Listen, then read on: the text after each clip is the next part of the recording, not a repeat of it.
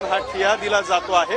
वाल्मिक कराड यांचे इतर नातेवाईक, समर्थक, कार्यकर्ते आणि इतर लोक सुद्धा या ठिकाणी मोठ्या संख्येने जमलेले आहेत आणि त्यांच्याकडून आंदोलन केलं जात असल्याचं सुद्धा आपल्याला इथे पाहायला मिळतंय। आणि त्याचबरोबर महिला सुद्धा मोठ्या संख्येने जमलेल्या आहेत। समोरच्या बाजूला आपण जर बघितलं तर काही फोटो सुद्धा त्या ठिकाणी ठेवण्यात आलेले आहेत। ॲम्ब्युलन्स सुद्धा इथं आलेले आहेत आणि हे एक मोठं आंदोलन जे आहे ते परळीमध्ये सुरू असल्याचं आपल्याला पाहायला मिळतंय। निखिला, नक्कीच आता आपण पाहतो की परळीमध्ये कराड समर्थकांनी आंदोलन सुरू केले आणि कराडचे काही समर्थक जे आहेत ते आता कमानीवर देखील चढलेले आहेत, टॉवरवर चढलेले आहेत। तर परळी पोलीस स्टेशनच्या बाहेर कराडच्या आईने या ठिकाणी ठिया दिलाय, त्यांच्या समर्थकांनी, नातेवाईकांनी या ठिकाणी ठिया दिलाय। तर दुसरीकडे वाल्मिक कराड याला किती सीआयडी कोठडी मिळते याकडे देखील लक्ष असणार आहे। यामध्ये सरकारी वकील आणि आरोपीच्या वकिलांकडून देखील युक्तिवाद पूर्ण झालाय आणि आता वाल्मिक कराडला किती सीआयडी कोठडी मिळते याकडे लक्ष असणार आहे। आंदोलनादरम्यान कराडच्या आईची तब्येत बिघडलेली आहे। सकाळी 11 वाजल्यापासून कराडची आई ही परळी पोलीस स्टेशनच्या बाहेर ठिया आंदोलन देऊन बसलेले आहेत आणि माझ्या मुलाला अडकवलं गेलेलं आहे, खोटे गुन्हे दाखल झालेले आहेत असं त्या सातत्याने म्हणतायत। आता त्यांची प्रकृती खालावली आहे, तर कराडला खोट्या गुन्ह्यामध्ये या ठिकाणी अडकवलं गेलंय असं समर्थकांचं म्हणणं आहे। आणि कराडचे काही समर्थक आता सध्या कमानीवर चढलेले आहेत, याच्यामध्ये महिलांची सुद्धा संख्या आहे। तर आमदार धस आणि संदीप क्षीरसागर यांच्यावर देखील कराड समर्थकांनी आरोप केले आहेत। न्याय मिळेपर्यंत जागेवरून हलणार नाही असा इशारा या ठिकाणी कराडच्या समर्थकांनी दिलेला आहे। दोन दृश्य आपण या ठिकाणी पाहतोय।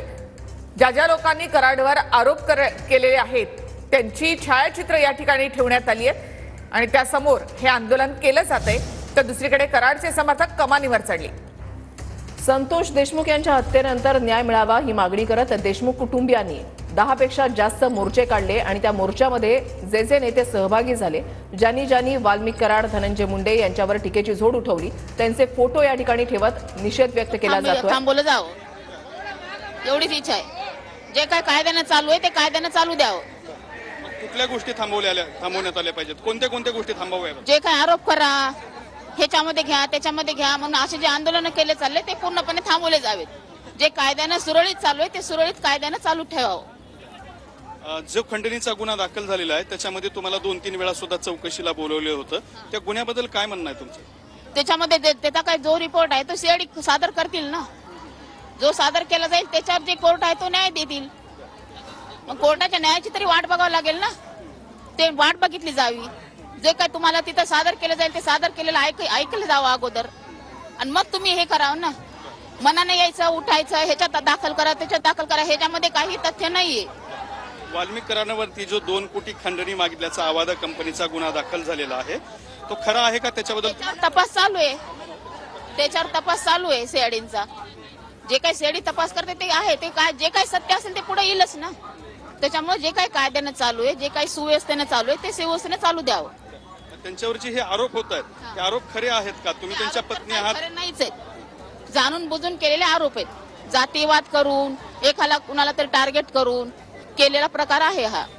एक प्रश्न विचारला जातो की वाल्मिक कराडांची 1,500 कोटीची संपत्ती आहे, एवढे पैसे कसे जमवले वगैरे? सगळ्या सीआयडी कडे तपास चालू आहे, त्यांनी तपासून काढावं।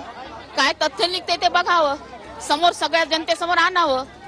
सीआयडी तर तपास करतायत ना, यात काही तथ्य आहे का? तथ्य तर काही नाहीच आहे, त्याच्यामध्ये उघड तर काही होणारच नाहीये। पण तरी पण त्यांची इच्छा असेल तपास करायची, त्यांनी तपास करावा। जे काय समोर येईल ते येईलच समोर। वाल्मिक कराडांवरती 22 गुन्हे दाखल असल्याचं सुद्धा काही रिपोर्ट समोर येतात वगैरे। ज्यांनी कुणी दाखल केलंय त्यांना सबूत द्या म्हणून सांगावं।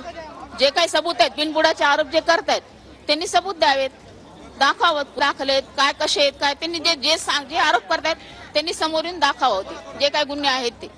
बिनबुडाचे आरोप करण्यात, कुणाचं ऐकून करून सांगण्यामध्ये काही तथ्य नाहीये त्याच्यामध्ये। आणखी एक आरोप झाला सकाळी की तुमच्या नावाने पुण्यामध्ये प्लॉट घेतला आहे, प्रॉपर्टी घेतली। तपासून काढा ना। तुम्हाला एवढी माहिती मिळते तर त्याचे सबूत तर पाहिजेत ना। बिनबुडाचे आरोप कसं काय करताय तुम्ही? फक्त मनाला येईल ते तुम्ही उठायचं, बोलायचं। शेवटी कायदा सुव्यवस्था आहे ना, जिथं सबूत आहे तिथंच तुम्हाला न्याय मिळेल ना। तुम्ही सबूत दाखवा,